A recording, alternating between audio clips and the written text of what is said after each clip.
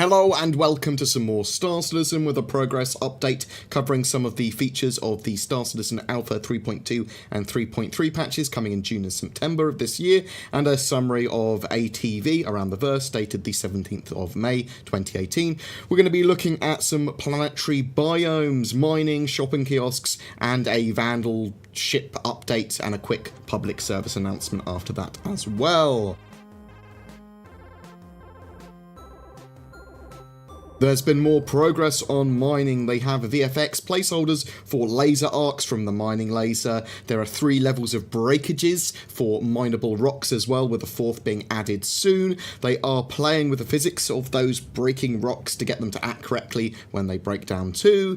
They are moving forward with rock destruction VFX as well for mining in progress, safe mining, and dangerous mining. The visuals for all mining will be replaced with their non-placeholder versions before 3.2 is released, and you're going to have audio cues and VFX cues of how the mining process is going. So it's not entirely stats or visual based on your HUDs or anything. You will be able to learn how well you're doing when you're mining a rock just by listening and watching the actual rock or mineable.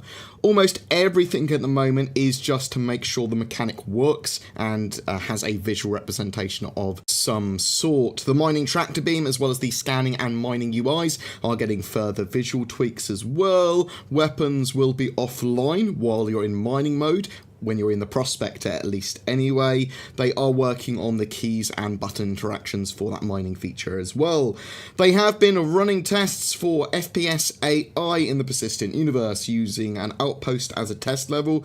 There are issues that they are solving, as being part of a rotating planet, physics grid, pathfinding, and generally just being on a network going to all cause problems for these AI, and they need to iron them out, and that's what they're doing at the moment. VFS work on death marks and large-scale ship damage has been worked on too. Cool explosions, basically. Remember, though, in the future, not all ships will explode. Ships can be disabled, and major components can be destroyed, making them effectively dead. Bits of that ship can be blown off and survive independently. This is going to be important for salvage, but also baiting people, also not knowing whether a ship is entirely destroyed or not, things like that. So it's going to be interesting for gameplay, interesting for boarding, interesting for salvage.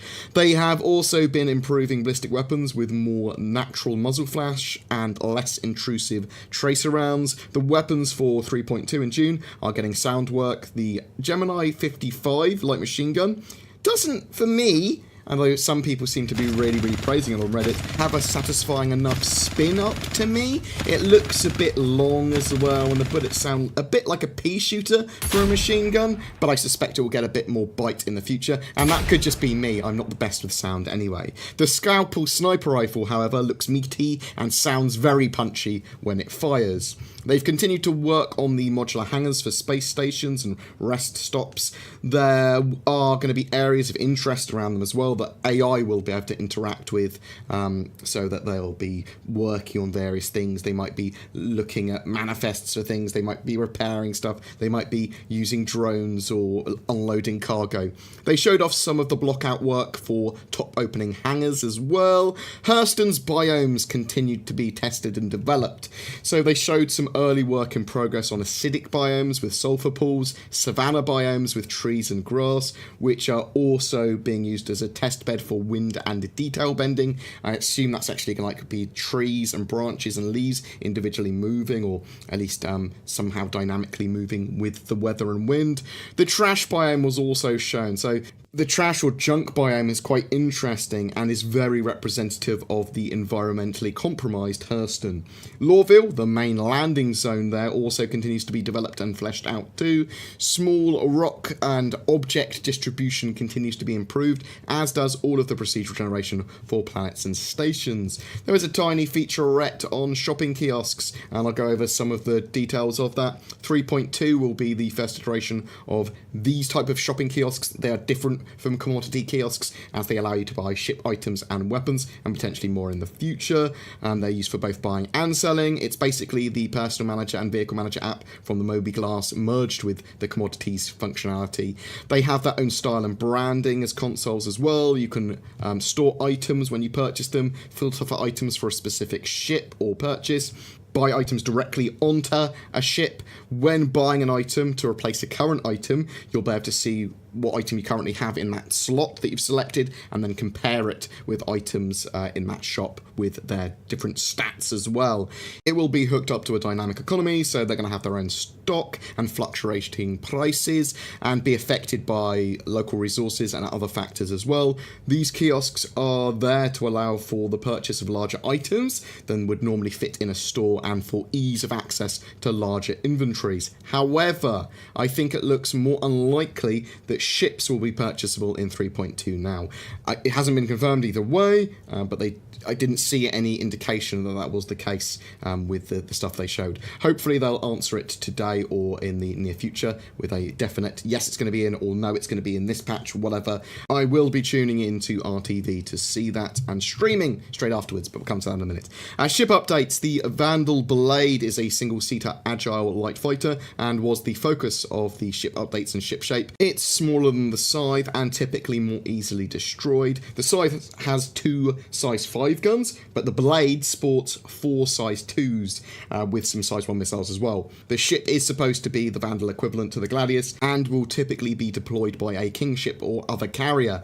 When landing, the wings fold in and the landing gear deploys. The newer Vandal stuff is extremely curved, xenomorph and Geiger influenced like, and we can see this very much so with the Blade, with a sort of organic-y feel. I quite like it. This should be applied to the rest of the Vandal current ships that we've seen previously, and probably already has been in the Squadron 42 branch of the game. That Vandal Blade, along with the 600i, the Anvil Hurricane, the Aegis Eclipse, and the Aegis Avenger reworks will all be in for 3.2 at the end of June. A quick public service announcement: the buyback tool, FAQ, and a load of other help info and FAQ articles are now hosted on support.robertspaceindustries.com. These articles will have the latest info on how processes and certain functionality of the website and purchasing and pledges all work, as well as like the latest ship loaner matrix in how to invite a dev to a podcast,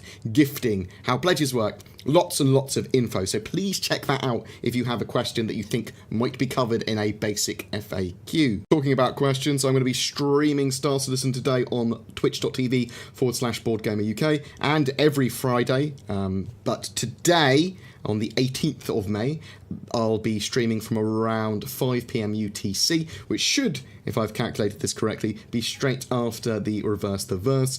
I will announce on Twitter when I go live and all that sort of stuff as well, and every Friday as the time might change a little tiny bit, I'll also chuck up on Twitter day before or so, or earlier in the day, or whatever. Hopefully I'll see you there, twitch.tv/BoredGamerUK. Thank you very much for watching. Please don't forget to like and subscribe, as it really does help me, and I'll see you in the verse.